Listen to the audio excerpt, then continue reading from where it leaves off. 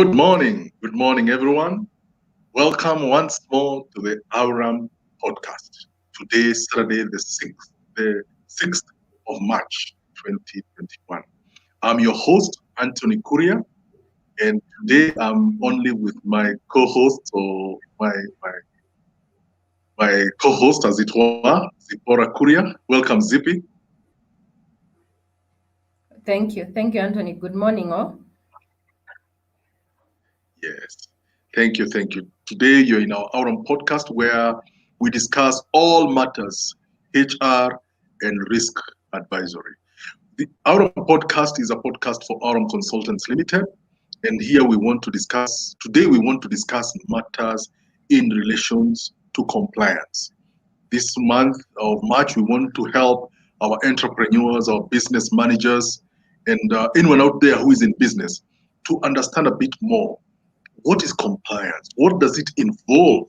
What is it that the government requires of us as businesses? Irrespective of what you do, what is it that is required of you to be able to shine out there? So, Zippy, today, as we begin about compliance, tell us, what is workplace compliance? Give us a brief overview of what it is. Thank you, Antony. Let me just start by saying compliance is one of the areas as employers we need to be very keen on, and we need to understand what is required of us as employers when we set up that business, when we set up the place of work, what is really the legal requirements for us. And I would say actually compliance, the best workplace compliance is not just meeting the basic minimum, but going beyond that and doing much more than that to be compliant and to prevent any challenges that would come, like legal issues. You'll realize if you're not compliant in different aspects in the workplace, then it poses a challenge to you. It poses a challenge in the way you do business. So I would say it's important for us to be aware that there are compliance areas that we need to understand and actually implement the same. And for employers and HR professionals, our goal should be to go beyond the basic minimum, the basic requirement, and do a little bit more for our employees, for our customers, for the visitors who are coming to our work environment, and make sure we are working in an environment that is secure, that is safe. And again, I would say legal compliance, sets the basic standards for any work environment, for employers, to be able to bring more inclusivity in the work environment. So compliance is a very big subject that we can delve in, but I would say the basic is, as employers, as HR professionals, we need to understand what is the basic requirement for the workplace, for us to be compliant, for us to make sure we are not having unnecessary challenges that would interrupt our businesses. Okay, right. Now, some of the people watching to us today are wondering, okay, when I opened the business, I got this, business registration, or I have a certificate of incorporation, right? I have a workspace, so I went to the local authority, whether it is here in Nairobi, you go to the Nairobi City County. If you're outside Nairobi, some of these bigger counties, they are sub-counties. So you went there and got the license to operate. Then beyond that, you're thinking, okay, say if you're depending on the industry you are in, you're thinking, okay, I am an accountant, so I'm an ISPAC. I've gotten my certificate of practice. Say if you're a marketer or if you're a manufacturer, there are certain licenses that you've already gotten, regulatory as it were. So probably you're listening to, somebody's listening to us and wondering, okay, workplace compliance. Hiyo sasa ni story gani ingine? So would you probably tell us some of the areas that if now you are an employer, you've already gotten the necessary regulatory licenses to work. So what are these requirements for compliance that employers need to comply with? Thank you, Antony. That is a very important question. And let me start by saying, before you start any business, it's important for you to actually do research. Not just doing research about the competitors or the business you're going to get involved in. That is part of the research you need to do. But you also Sure. need to do research on what is expected of you, even as you're starting this business. What is the legal framework for you to be able to actually operate a business? What are the requirements for me to engage employees? And understand, as I put in this business into place, there are different areas of compliance that will be required of me as an employer. And Sure. it's interesting because in my line of work, I've met people in regulatory framework, and where you find there are challenges with the employers in complying. And interestingly, what they will tell you is before you begin that business, it's your responsibility to understand what is required of me, what are the laws that come into play when it comes to the work environment. Because we always say ignorance is no defense. If you don't know and you don't practice what is required of you, you'll find yourself in the wrong side of the law. But let's talk about some of the areas that you need to be compliant. Let's look, for example, when you engage an employee, you need to engage this employee in a formal way. So we are talking about Sure. contractual agreements. How are you engaging your employees when it comes to contract? How are you making sure your contracts are within the guidelines that are set within the Employment Act of 2007? Because it stipulates very clearly you need to issue a contract and what needs to go into that contract. So that is one of the areas that you need to make sure you are compliant. The other area is minimum wage. Again, you'll be surprised because most of us start businesses, we don't understand what is the minimum wage that we need to give our employees. The other day, I had a visit to the labor office, and we're having this discussion, and the person we are talking to tells me most of us, if we were to be taken to to the labor office, will be in a lot of trouble, especially with our house managers. Why? Because most of us don't comply with the minimum requirements of employment, and these people are covered within the legal framework. The other area that we need to make sure we are compliant is hours of work. How many hours of work are your employees working? If they are working beyond the set minimum working hours, are you paying them overtime? How are you compensating that? Are you giving them off days as required by the law? This is a basic minimum, like I said earlier, which we need to see. How do we make sure we go beyond the basic minimum as employers so that we create an environment that is conducive for employees? We create an environment that is so inclusive, an environment that will enable our employees to thrive in it. When we talk about things like leave, are we complying in terms of allowing our staff to go for leave?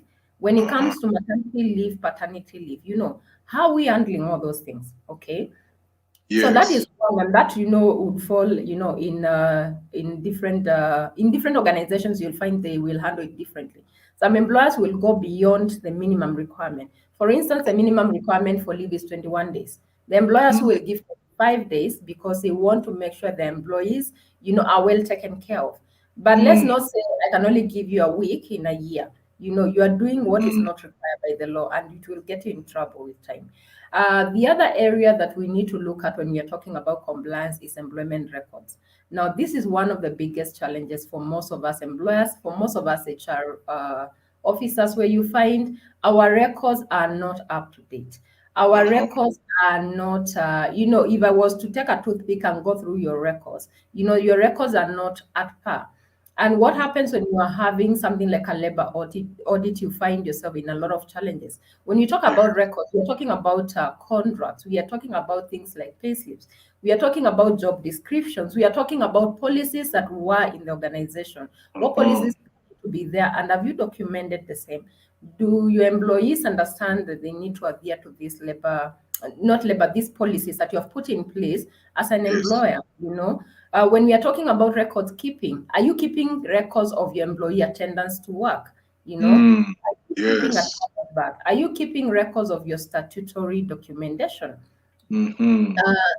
Employers need to understand, and even HR professionals, when labor officers come to your organization, they have a right to come and actually not give you notice and audit your records. Now, if they were to show up at the door, are you ready? Or are you going to be in a place where you're trying to figure out, now, how do I manage this situation? And it's for your good, for you to make sure your records are up to date. Things like payslips, Are you giving your employees pay slips? Are you keeping copies of those pay slips? When again these audits are done, you will realize that they will ask you up to 36 months of documentation. So if your documents are not kept well month by month, then you'll find yourself in a situation where it's a bit of a challenge. Okay. The other area of compliance is terminations. Again, this is a big one, and you find again a lot of us employers get into a lot of challenges because we don't handle terminations and dismissals in the right way. Sometimes you feel this employee is doing something wrong and you have a right to let them go. Yes, you have a right to let them go, but how are you doing it? Are you following the guidelines that are put within the law for you to make these terminations and for you to separate with your employees? And separation is always not one of those easy things you need to do, but it's always important for you to ensure you're doing it in the right way so that you avoid to get into challenges. The other area that I'm thinking about compliance is statutory obligations. Okay. Yes. Are you compliant with the different statutory obligations that are required of you as an employer? You know, we have different ones. We have the Employment Act, we have the WIBA Act, we have the NITA, we have the NEA, we have OSHA. You know, we have different, you know, guidelines that help us make us be compliant. So are we adhering to these set guidelines for us to be compliant in the work environment? Wow. You have, within a short few minutes, you have really unleashed a wealth of knowledge to our listeners. And to our listeners, if you'd like to comment, you'd like to send your comments, or you'd want to ask a question, kindly post it on Facebook. We are able to see these comments live as they come. And if you have something burning, something that you'd want to understand as we talk, how do I handle this? I have this scenario, I have that scenario. Post your comments immediately. We will see them and we will even highlight them. We will discuss them, because this is not, we do not have, as it were, a very set agenda. Anything in relation to what we are discussing, we will always welcome. So you have spoken some very interesting things, and I'm sure any business manager, any CEO, any entrepreneur listening to us is probably now sitting and wondering, now, I have complied with issues to do with, registering with the government in relation to how to start a business. Kanjo, I have dealt with Nairobi City County, or if like you're in Machakos here in Syokimau, Kitengela, you've gone to Mavoko, you've gotten your license, you've gotten your fire license, you have a fire extinguisher there. And you are also in the business of making money, because without money you can't, I mean, how do you survive? And then here comes Zippy, and she's talking about workplace compliance. And you're listing quite a number of things. And somebody's wondering now, how do we handle this? How? Now, what is all this? I want to tell our listeners that here at Aurum Consultants, we enable, part of what we do is enabling our clients be able to handle that matter easily. Because these requirements do not just come to corporates. They deal with, SMEs are supposed to be compliant. NGOs, if you're running an NGO, you still have to be compliant with all these requirements. If you're running a faith-based organization, it doesn't matter whether you're a church or whatever, there are certain minimums that you have to meet when it comes to employees. And some of these requirements are not very tedious. It's just that if you don't give mind to them, as Zippy has said, you might be in very serious trouble with the government at some point. Because, today I've just learned from you that the Ministry of Labor officers have a right to come unannounced to do an audit, and they can require 36 months back records. 36 months is 3 years. So imagine you did something funny, you chased somebody away, somebody stole from you, and you thought, wewe, toko wende, and you did not even document it. And that person went to the Ministry of Labor and reported you. And you probably provide water services. You clean water for drinking, you run your own water treatment, something kidogo, you have a few employees. And here the Ministry of Labor guys come, and you're wondering, mimi ni mtu mdogo, serikali saidia. No, instead of crying serikali saidia, empower yourself. Empower yourself by knowing, just the same way you know what you sell to your clients. Also know what it requires of you when you're dealing with your employees. Because being empowered, knowing and implementing is very powerful. Now, where can employers access all this information? Because we have told them various things there. NITA, they're hearing issues to do with the WIBA, they're hearing OSHA, and they're thinking you're speaking in Greek. Now, where can employers access all this information? Kindly assist us on that. Thank you, Antony. The other day I was having a conversation and I asked someone in authority, I asked him, KRA does a lot of sensitization to employers True. and to the mwananchi to understand this is what you need to do, when, where, and how. Okay. Yes. Now, you will find there are other statutory bodies that also sensitize employers. But unfortunately, probably their sensitization is not at par with someone like the taxman. Okay. Yes. Now you will find sometimes they will do adverts in the daily newspapers. And I do understand some of us don't read newspapers. I'm a culprit, I don't read newspapers. So sometimes this information doesn't get to you. But we have the power of internet. Okay. We have online advantage where we can be able to actually source for this information. And some of these things you will find where it touches the workplace and the employees, you find this is mostly under the Ministry of Labor. So you will find some of these regulatory requirements is a department under the Ministry of Labor, and their information, this information that is going to be able to help you. If you look at the website for NITA, for example, you'll be able to download the act from there.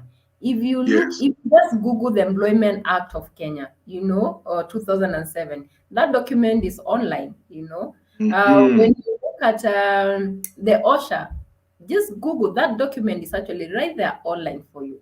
So it's not an issue of this information is not available. It's an issue of us as employers, as HR professionals, looking out for this information, sourcing out this information, and understanding this is what is required of me.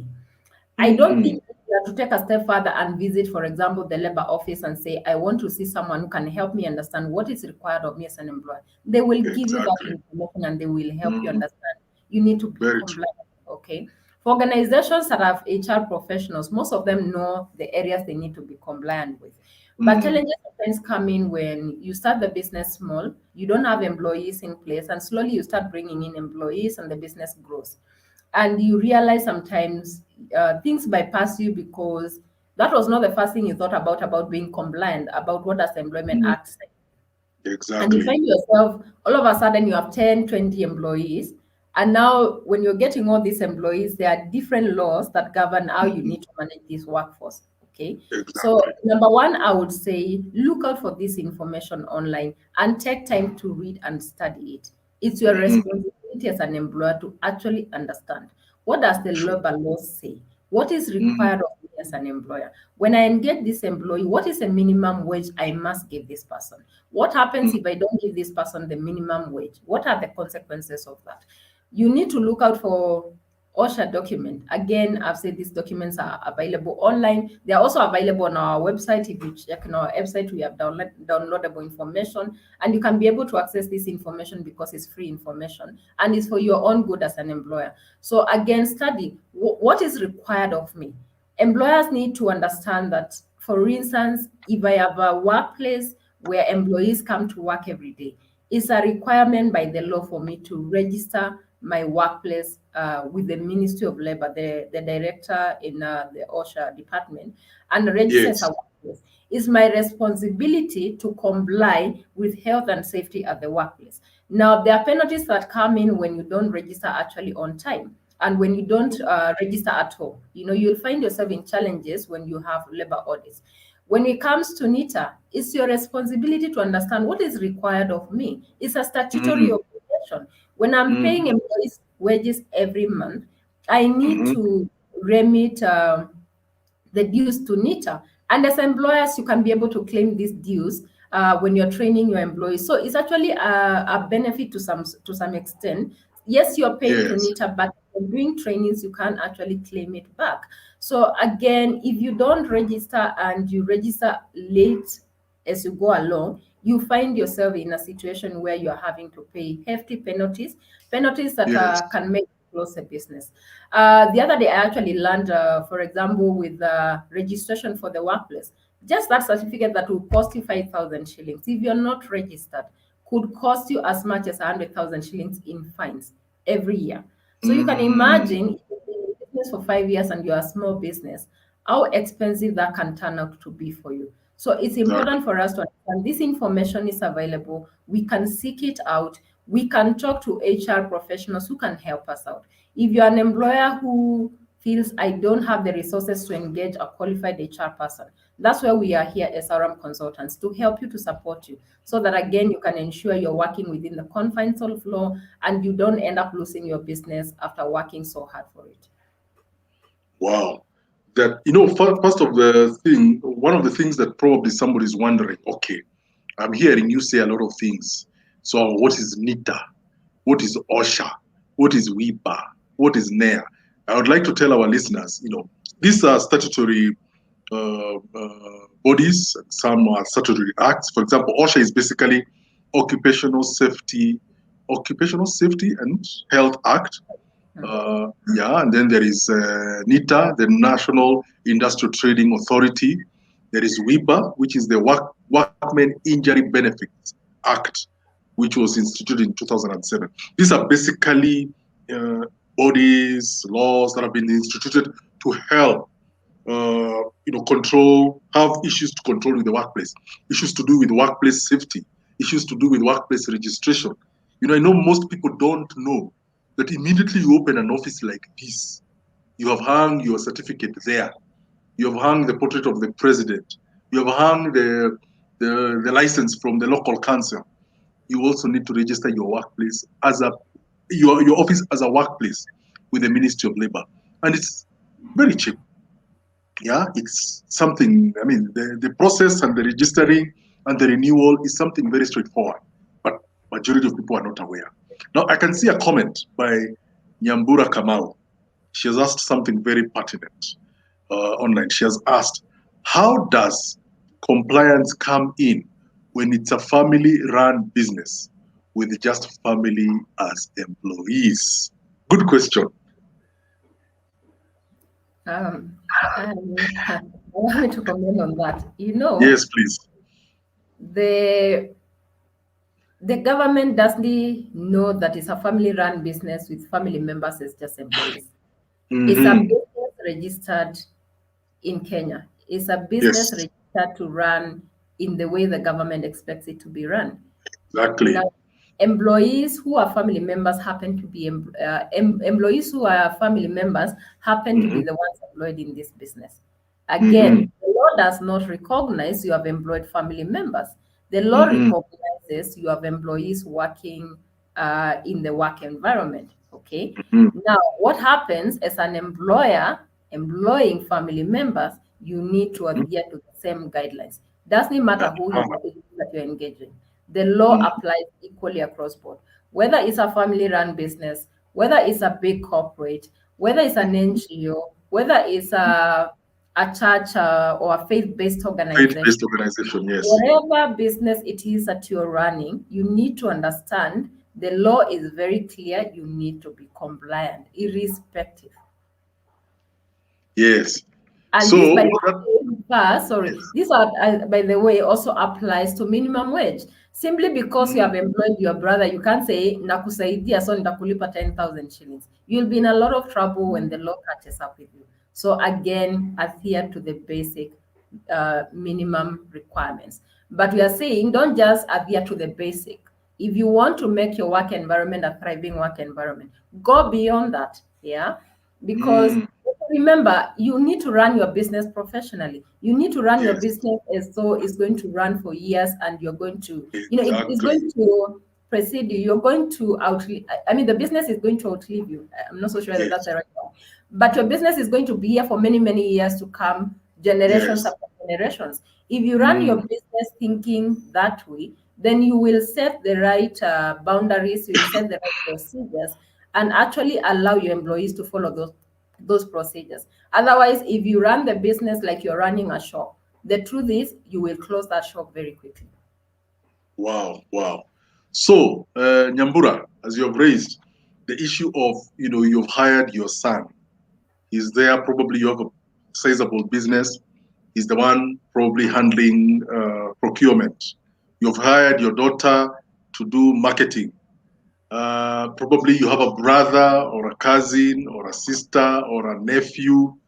You've brought them in. One of the things that we have learned as HR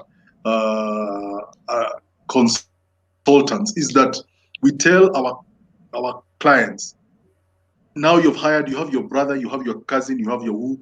When they walk in, they're no longer your brother. I mean, technically, they're no longer your brother, your cousin, your son, your daughter. Give them a contract. Now here they are working for you. They have a performance required of them. They have a contract they sign for. They understand rules and responsibilities. Yes, if they do well, they are promoted. Yeah, we've seen, and the way you've said, Zippy, about companies of cleaving. One of the things we've learned, in our work is that people who run their businesses they will outlive them. A company like Ford Motor Company, the founder of Ford is no longer here.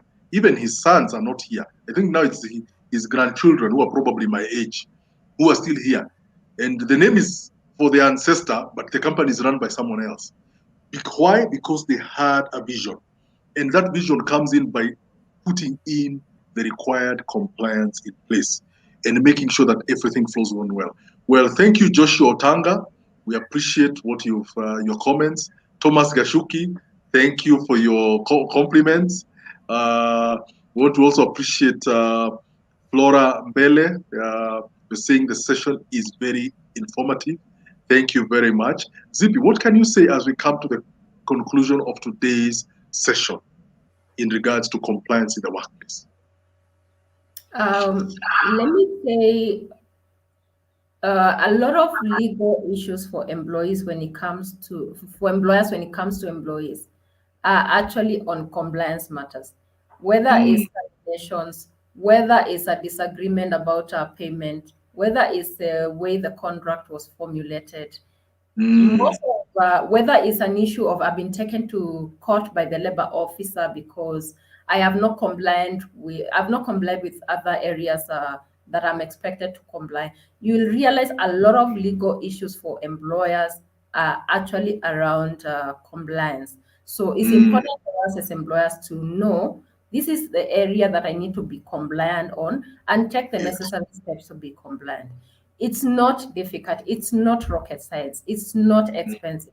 It only becomes expensive if you keep on running your business without being compliant. Because when you start complying and now you're catching up, you have to realize there are penalties. And these laws were meant for a reason, okay? And that's where the catch is. Understand what the law says, understand the different aspects of the law, and actually make sure you comply with the same. And it will make your work much easier. It will make your running the business easier. And you will not be afraid when you see a labor officer or you hear a labor officer is at the gate. You will not be afraid and you will not want to run away because simply why? Because you are doing your business in the right way. And it's the right thing to do. The other thing I would say is if today you are to do an audit of your compliance levels at your workplace, are you compliant in every aspect that you need to be compliant on? Carry out an HR audit. Understand this area I'm not compliant so that you understand how then do I become compliant. In the event that you are not able to carry out your own HR audits, we have organizations who are able to do that. At Aurum Consultants, that's what we do to help employers. When a client engages us, the first thing we always do is to check your compliance level, is to do an audit and see, are you compliant? And if you're not compliant, then what steps do we need to take to make sure we help you become compliant? So it's not rocket science, it's easy to do, and it's the right thing to do. So that's what I would say. Wow, wow. Today, our session is short and sweet. We normally do it short and sweet to pick your interest. so that you can get in touch with us. You can see the numbers at the bottom of the screen. You can get in touch with us through WhatsApp, also through Facebook, YouTube, and LinkedIn. You can get to know more about what to do to be compliant, to avoid issues. And as Zippy has said, some of these requirements are very straightforward. Just the same way you make sure that you pay your license with the government, with the local authority, to be able to trade your business well. If you're in a professional field, as I said earlier, if you're an architect, if you're an accountant, if you're a HR, like us, if you're a marketer, if you're manufacturing, there are professional bodies that you need to be, to pay certain fees, annual fees, to be able to be compliant. Same thing with compliance in the workplace. It is simple, straightforward, but unfortunately, most of us are not aware. Now, we hope that this session, and we'll continue having these sessions every Saturday for the next 3-4 weeks. On the month of March, we'll be discussing compliance to enable those who are in business, to enable business managers, even HR practitioners, to be able to wake up to this fact and put their work in order. So, with those few remarks, we appreciate those of us who logged in to hear us today. We appreciate all the wonderful comments. Thank you, Felicitas Obunga, for your wonderful comments. We appreciate them all.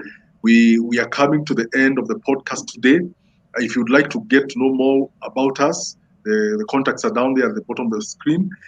What we want to say at the end of the day is compliance is a statutory requirement. If you're a business person, get on the right side of the law flow and you will flow. So I would like to wish all our viewers a happy weekend. We hope to be with you same time, same place on Saturday next week. Thank you very much.